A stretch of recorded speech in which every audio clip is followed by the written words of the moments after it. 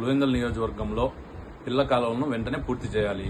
కృష్ణా జలాలను పులివెందుల ప్రాంతానికి తీసుకువచ్చి పులివెందులను సస్యశ్యామలం చేయాలనేదే అప్పటి ముఖ్యమంత్రి, కాంగ్రెస్ ముఖ్యమంత్రి దివంగత నేత వైఎస్ రాజశేఖర రెడ్డి గారు సంకల్పించి వేగంగా పనులు పూర్తి చేయడం జరిగింది. ఇప్పుడు పులివెందుల ప్రాంతానికి నీరందించున్న వాటిలో పైడిపాలెం, సిబిఆర్ ప్రాజెక్టులు నీటితో సస్యశ్యామలంగా ఉన్నాయి. పైడి కాలువలో 5 టీఎంసీల నీళ్లు, సిబిఆర్లో 7 టీఎంసీల నీళ్లు ఉన్నాయి.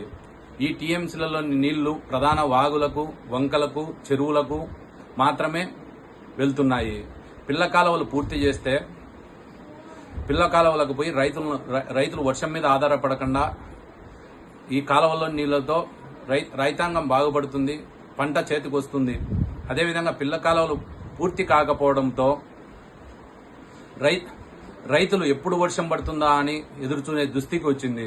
అదేవిధంగా అప్పటి మాజీ ముఖ్యమంత్రి పులివెందుల వాసి అయినటువంటి జగన్మోహన్ రెడ్డి గారు ఏనాడు కూడా రైతుల పక్షాన మాట్లాడింది లేదు, రైతుల కోసం చేసింది లేదు. ఇప్పటి కూటమి ప్రభుత్వమైన పులివెందుల నియోజకవర్గంలోని రైతులను ఆదుకొని ఈ పిల్ల కాలువలను పూర్తి చేసి వాటికి నీరు అందించి రైతులకు పంట చేతికి వచ్చే విధంగా కృషి చేస్తారని మేము అనుకుంటున్నాం, డిమాండ్ చేస్తున్నాం. జై కాంగ్రెస్, జై జై కాంగ్రెస్.